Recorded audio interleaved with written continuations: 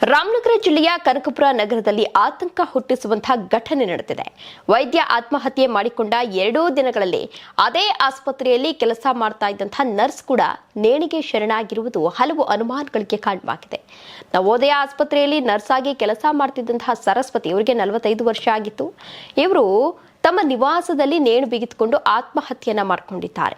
2 ದಿನಗಳ ಹಿಂದೆಯಷ್ಟೇ ಇವರು ಕೆಲಸವನ್ನ ಮಾಡ್ತಾ ಇದ್ದಂತಹ ಆಸ್ಪತ್ರೆಯ ವೈದ್ಯ ಡಾಕ್ಟರ್ ಚೇತನ್ ಟೆಂಕರ್ ಅವರು ಕೂಡ ಆತ್ಮಹತ್ಯೆಗೆ ಶರಣಾಗಿದ್ರು. ಇದೀಗ ನರ್ಸ್ ಆತ್ಮಹತ್ಯೆಗೆ ಶರಣಾಗಿರುವ ಅನುಮಾನಗಳು ಹೆಚ್ಚಾಗುವಂತೆ ಮಾಡಿದೆ. ಅಂದ್ರೆ ನರ್ಸ್ ಕೂಡ ಆತ್ಮಹತ್ಯೆಗೆ ಶರಣಾಗಿರುವುದು ಸಾಕಷ್ಟು ಅನುಮಾನಗಳನ್ನ ಮೂಡಿಸ್ತಾ ಇದೆ. ಇನ್ನು ಘಟನೆ ಬೆನ್ನಲ್ಲೇ ತನಿಖೆಯನ್ನ ಚುರುಕುಗೊಳಿಸಿರುವಂತಹ ಪೊಲೀಸರು 2 ಘಟನೆಗಳ ನಡುವೆ ಯಾವುದಾದ್ರೂ ಸಂಬಂಧ ಇದೆಯಾ ಎಂಬುದನ್ನು ಪರಿಶೀಲನೆ ನಡೆಸ್ತಾ ಇದ್ದಾರೆ. 2 ಘಟನೆಗಳ ಕುರಿತು ಕನಕಪುರ ಟೌನ್ ಪೊಲೀಸರು ಅಸಹಜ ಸಾವು ಪ್ರಕರಣವನ್ನು ದಾಖಲಿಸಿಕೊಂಡು ತನಿಖೆಯನ್ನು ಮುಂದುವರೆಸಿದ್ದಾರೆ. 2 ಆತ್ಮಹತ್ಯೆ ಪ್ರಕರಣಗಳ ನಿಖರ ಕಾರಣ ಇನ್ನೂ ಕೂಡ ತಿಳಿದು ಬಂದಿಲ್ಲ. ಈ ಘಟನೆಗಳು ಪರಸ್ಪರ ಸಂಬಂಧ ಹೊಂದಿದೆಯೇ ಎಂಬುದು ಇನ್ನೂ ಕೂಡ ಸ್ಪಷ್ಟವಾಗಿಲ್ಲ.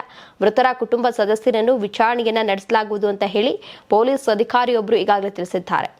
ನೀವು ಸಣ್ಣ ಆಗ್ಬೇಕಲ್ವಾ? ಅದು ಒಂದು ಉತ್ತಮ ಆಹಾರದಿಂದ ಸಣ್ಣ ಆಗ್ಬೇಕಲ್ವಾ? ಪ್ರತಿದಿನ ನಮ್ಮ ಜೀನಿ ಸ್ಲಿಮ್ ನ ಯೂಸ್ ಮಾಡಿ ಯಾವುದೇ ಸೈಡ್ ಎಫೆಕ್ಟ್ ಇಲ್ದಂಗೆ ನೀವು ಸಣ್ಣ ಆಗ್ತೀರಾ.